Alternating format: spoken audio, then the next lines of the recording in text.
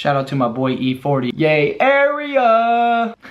What's up, guys? I'm gonna give you an honest review of the Snapchat spectacles, and if you follow me, you know I've been wearing these things solid for the last 7 months. I sleep with them on. So if this is something that you're not interested in knowing, then just leave this video right now, smash the like button first, then leave.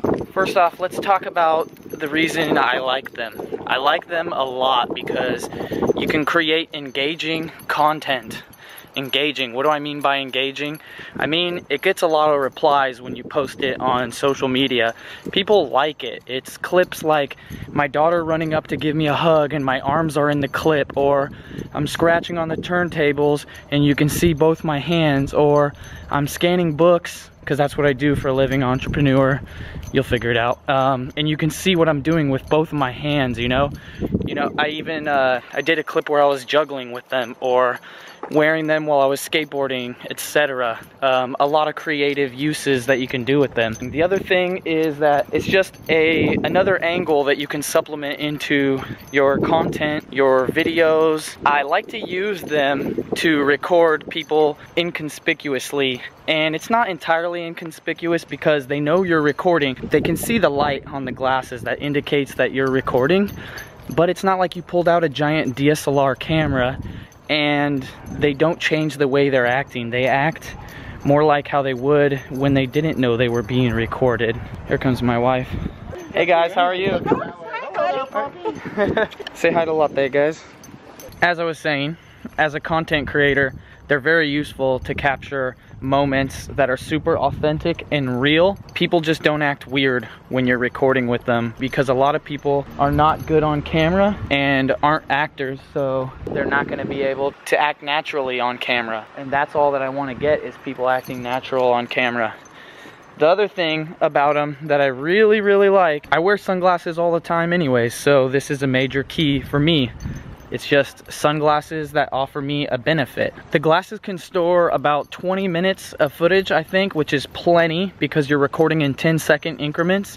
You press the button once, 10 seconds, you press it twice, 20 seconds, you press it 3 times, 30 seconds.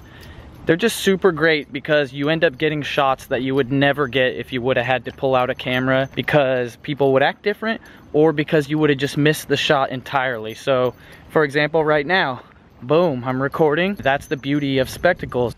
Now that we discussed the reasons why I like the spectacles, let's talk about why I don't like them and how they could easily be improved upon. So first of all, the cons about the glasses. The major con about these is that it takes forever to transfer the footage to your phone. It transfers the SD footage over Bluetooth, which is decently fast, but you obviously want HD footage, and to get the HD footage on the spectacles, you have to connect your phone to the Wi-Fi network that the spectacles generate, and it just takes forever. The other thing about it that is terrible is that while the footage is transferring to Snapchat over the HD network, over the Wi-Fi network for the HD footage, you cannot leave the app. If you leave the app, the footage will not sync to Snapchat. So you have to literally put your phone down and not touch it while this is transferring the HD footage, which, if you know me, or if you're an influencer or you use social media as much as I do, it's nearly impossible to put your phone down for like 10 minutes. So that's a major, major downside. The other major downside that I really don't like is the sound quality. The sound quality on these things is so terrible, ridiculous. It's the worst thing in the world. And the body of the glasses picks up the sound of the hinges moving, or if you tap them in any way, or if your hair brushes against them or anything, it's gonna pick up that sound, and it's just horrendous. It's super terrible. If you catch some wind against the microphone, no bueno, not good at all. Also with the sound is that when you press the button, the microphone can hear it. So not on the first press, but on the second press or third press while you're already recording, you'll be able to hear the button being pressed. And it's just terrible. It's not pleasant at all. The case is great, right? It recharges the glasses for you. You just put them in there and it charges, and it holds battery itself. But the downside about the case is it's pretty huge. It's super huge and bulky. I don't like bringing this with me anywhere. Oftentimes I don't have the case with me when the glasses are dying, so I'm not even able to utilize this. It's good for like when you get back to your house, or when you get to the car, you can throw them in it.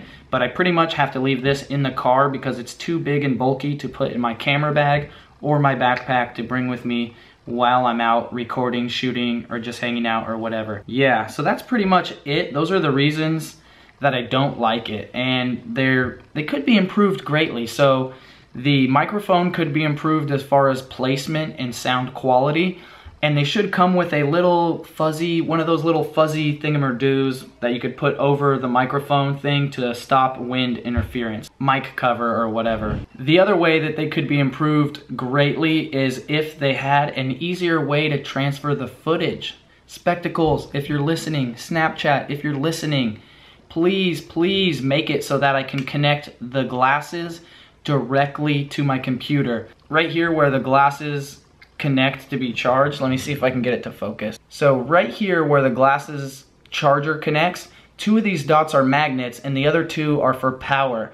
I wish all 4 of these contacts worked so that it could pass data, so that when you plug the spectacles in with the USB cable, you could transfer the data directly to your computer. That would be a godsend. It would be so much faster.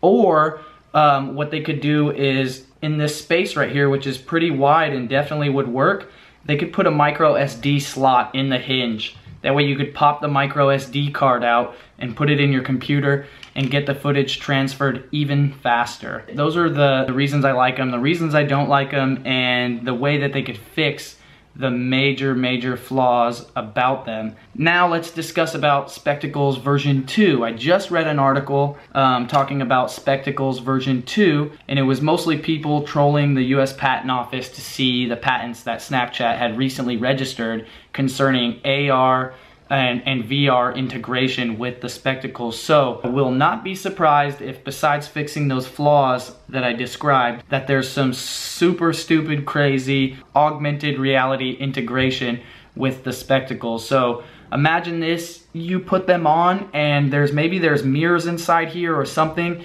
and they're able to project data using like a Pepper's Ghost type effect. Look that up if you don't know what Pepper's Ghost is, but basically they would use a mirror inside the frame, and the image would be on the mirror, but a reflection would be cast onto the surface of the glasses on your eyes, and you would be able to see that in front of you. So it would be augmented reality. So expect or look for there to be possibly mirrors inside of the version 2 spectacles, and your boy will be first in line to get the spectacles. So if you were thinking of getting spectacles, I highly recommend them, even version 1. They're great, they're very useful. It allows you to produce content that's very engaging. It allows you to produce content easily.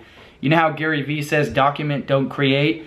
This is gonna be a super easy way for you to document your day or any type of activities that you're doing, specifically if those activities involve your hands, right? Another thing is that if you have prescription lenses, if you wear corrective lenses, like my wife, you know, you're kind of bummed because you can't wear them, but you can pop the lenses out like this, pop the lenses out, and then you could get lenses made at any eyeglass place that has a frame tracer that could trace the frame for you, and then you could get your prescription put into Snapchat spectacles. My boy Sean Ayala, follow him on Instagram, Twitter, Facebook, wherever.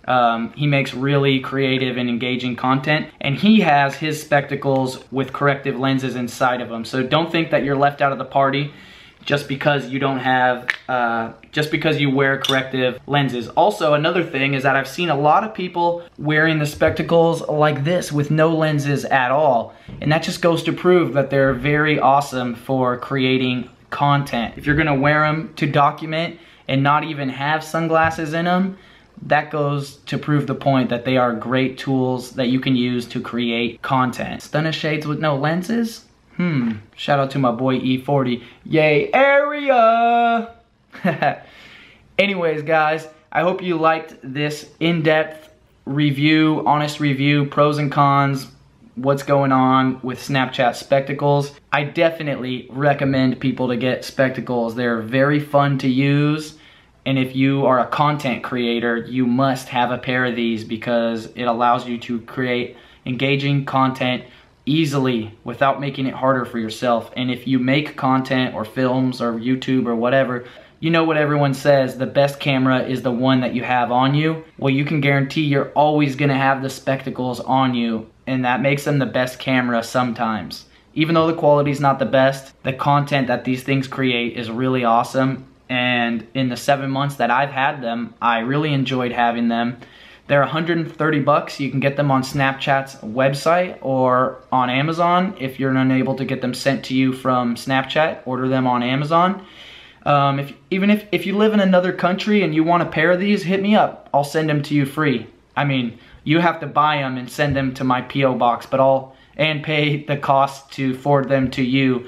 But I won't charge you anything. I just want more people to have spectacles and to understand the greatness that is spectacles. This has been an honest review of Snapchat spectacles by your boy, Reezy Resells. In case you didn't know, that's who I am. Please thumbs up the video, subscribe if you like my review, leave some comments down below. Thank you for watching, guys. See you on the next tech review. Peace.